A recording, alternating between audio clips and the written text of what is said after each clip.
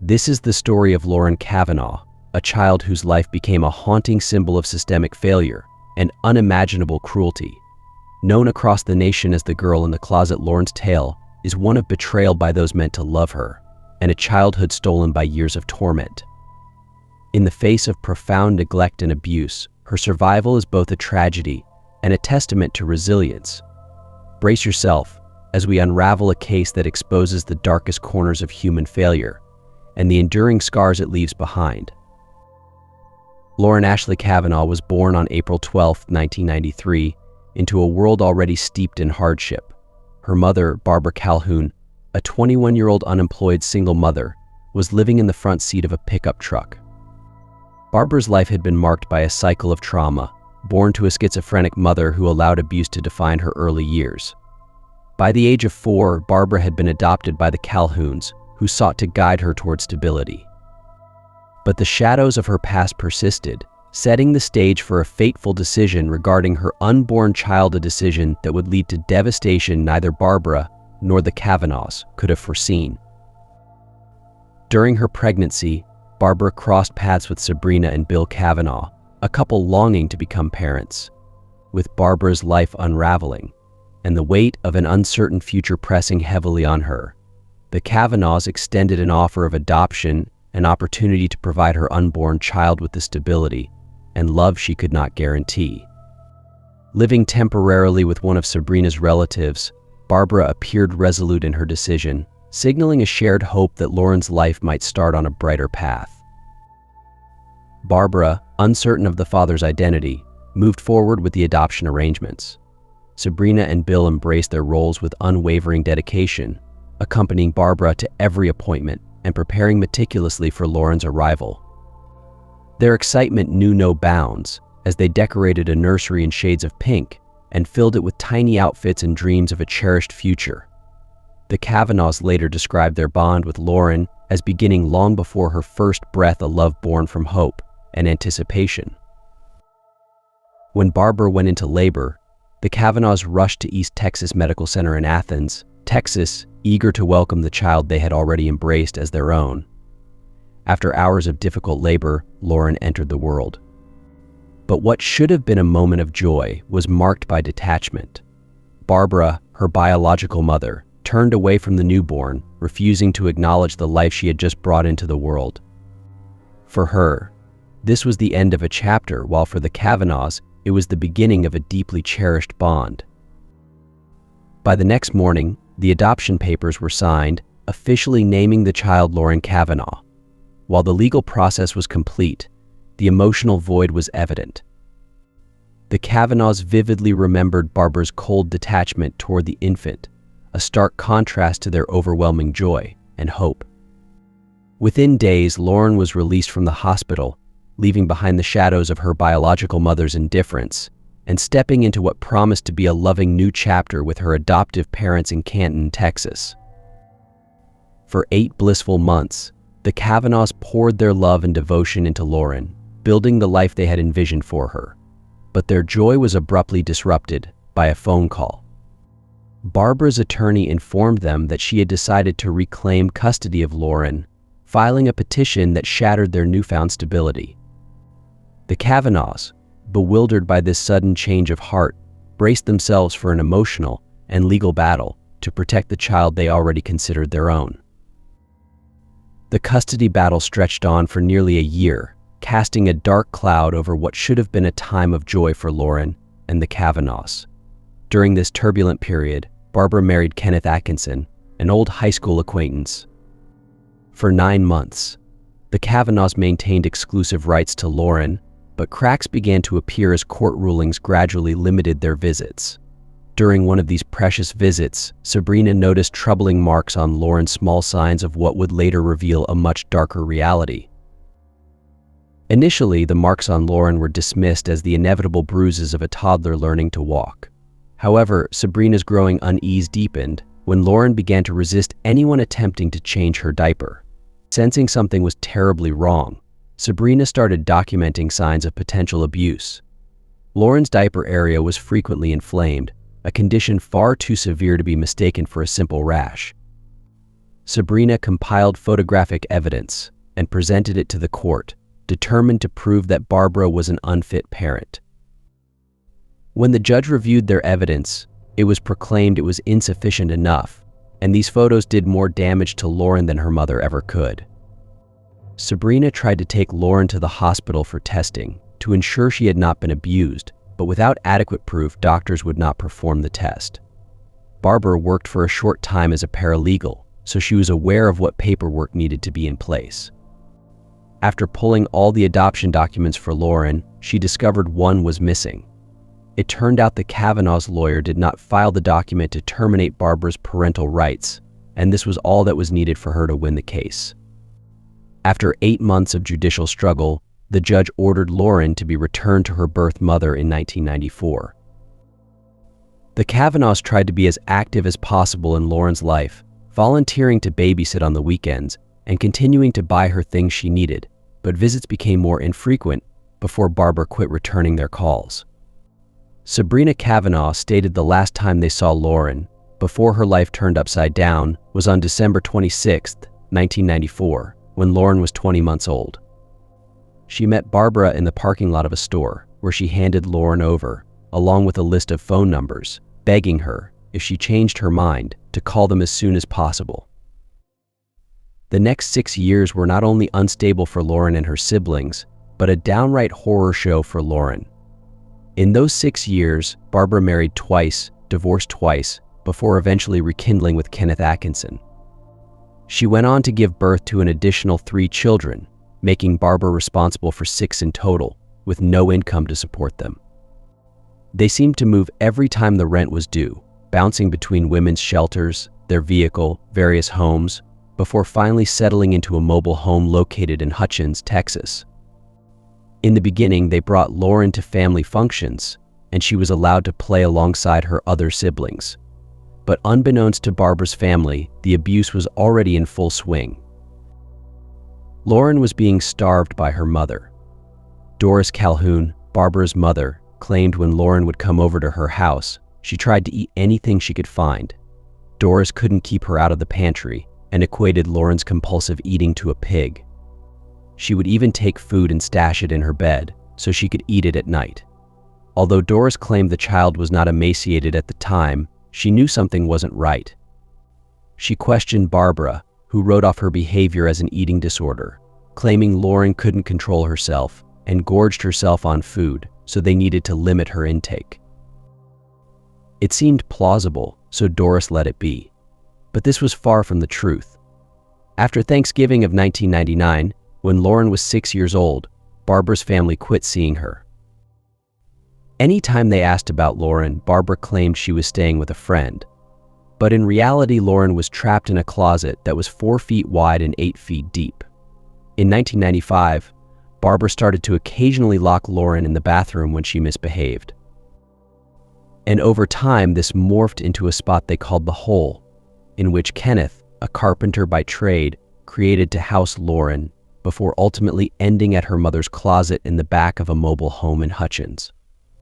Lauren was very rarely let out of her lonely dark cell, but when she endured what can only be described as torture. Both Barbara and Kenneth Atkinson abused Lauren in every way imaginable, starting when she was just a toddler. Even Lauren's older sister recalled how she would hear the little girl screaming from the bedroom, which they often tried to drown out by playing the radio 24/7. Her sister assumed she was being hit. Sadly, when they weren't abusing her themselves, they rented Lauren out to other men. Her physical abuse from her mother and Kenneth was agonizing. On the rare occasions that Barbara actually gave Lauren a bath, she would hold her head under running water until she couldn't breathe.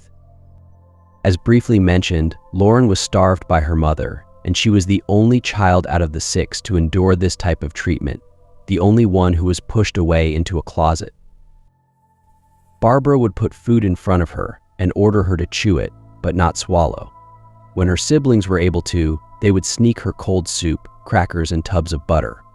Lauren was abused in almost every way short of murder, a punishment she suffered for 6 years. Child Protective Services was called on Barbara in at least 2 instances, and the police were sent out to the home to perform welfare checks.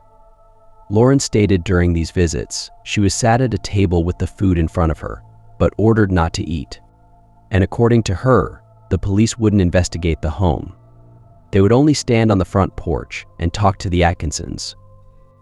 Complaints were filed against Barbara, stating her children were being forced to eat moldy food out of the trash, but when an investigator came to check on the children, Barbara and Kenneth provided false identities and claimed they didn't know a Barbara. Since they couldn't make contact, the case was closed. On June 11, 2001, Kenneth Atkinson decided to have a change of heart. No one really knows why his conscience decided to wake up, but detectives suggested jealousy. It was no secret that Barbara Atkinson was a flirtatious woman. She spent a lot of time online talking to men and often left her husband alone to care for her children for days at a time. Barbara was rarely around. The 30-year-old mother spent most of her nights at a nearby bar playing video poker. In fact, she wasn't even near the home the night that Lauren was rescued. Maybe for Kenneth, it was easier to place the blame on Barbara for Lauren's abuse.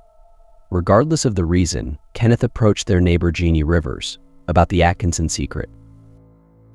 Rivers recalled Kenneth seemed disheveled and stressed when he asked her to follow him into the trailer. He led her down the hall and into the master bedroom. He swung the closet door open and said, "Hi, Lauren."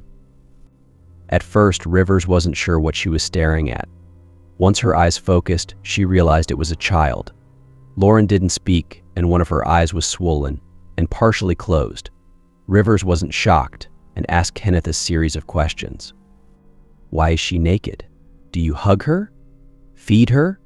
Does she know she's loved? All he said was, "I do when Barbie lets me." Without another thought, Rivers fled to her home, where she and her husband phoned the police. Kenneth pulled Lauren out of the closet, dressed her, and gave her food while they waited.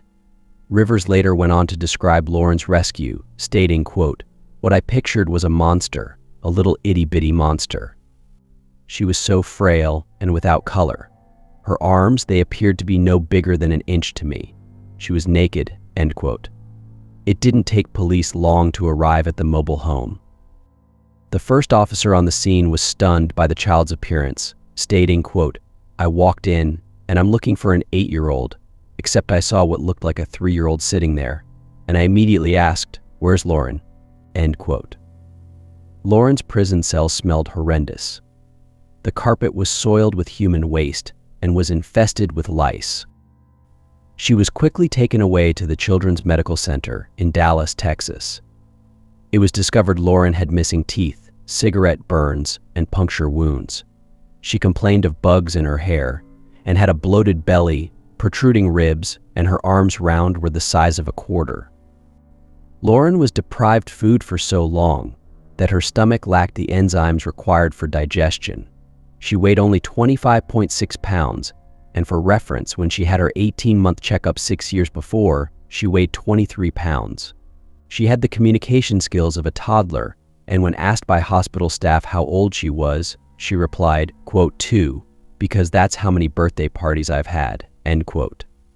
Her esophagus was clogged with plastic, carpet fibers, and feces. She developed a rectovaginal fistula from repeated abuse, which required multiple reconstructive surgeries to repair. The doctor stated Lauren was damaged in ways they hadn't seen. They never had a case as severe as hers, in which a child was forced to suffer not just one, but all forms of abuse. Because Lauren was locked away during her most pertinent development years, her brain atrophied. Doctors believed she wouldn't go on to live a normal life. Lauren's mother, Barbara, and her husband, Kenneth, were arrested the same day, and her other 5 siblings were removed from the home and placed in foster care. They ranged in age from 22 months to 11 years old. The story was covered locally before exploding across the country, resulting in outrage all over. The Kavanaughs were unaware of what happened to Lauren until the news of their arrest hit their television. Barbara and Kenneth freely spoke to police after their arrest, admitting to their crimes of abuse. Kenneth claimed things intensified with Lauren after 1996, when Barbara became depressed, essentially placing the blame on her. Barbara admitted during an interview that she never loved Lauren. She claimed she never wanted her. When her other kids hurt, she hurt. But with Lauren, she felt nothing. Because Lauren suffered significant psychological damage, she was unable to verbally testify to the abuse. Barbara and Kenneth were charged with serious bodily injury to a child. Evidence from the trailer, including the carpet from her closet cell, was admitted as proof. Initially, Barbara entered a plea of not guilty, and a trial commenced in January of 2002. However, after 2 weeks, she changed her plea to guilty. On January 29, 2002, Barbara was sentenced to the maximum of life in prison with the possibility of parole. Kenneth was tried and sentenced in December of 2002. He was given the maximum sentence of life in prison with the possibility of parole. Both Barbara and Kenneth are eligible for parole in 2031. Sabrina and Bill Kavanaugh reached out after they saw the news regarding Lauren, and after 3 days of persuasion for police and child protective services, the Kavanaughs were able to prove they were Lauren's adoptive parents, who only lost her due to a technicality. After meeting a special investigator through the Dallas County District Attorney's office, they were able to go to the hospital to see her. The Kavanaughs watched Lauren improve for several days before they were allowed to be reintroduced to her. Lauren didn't remember the Kavanaughs, but did ask if they were going to be her new mom and dad.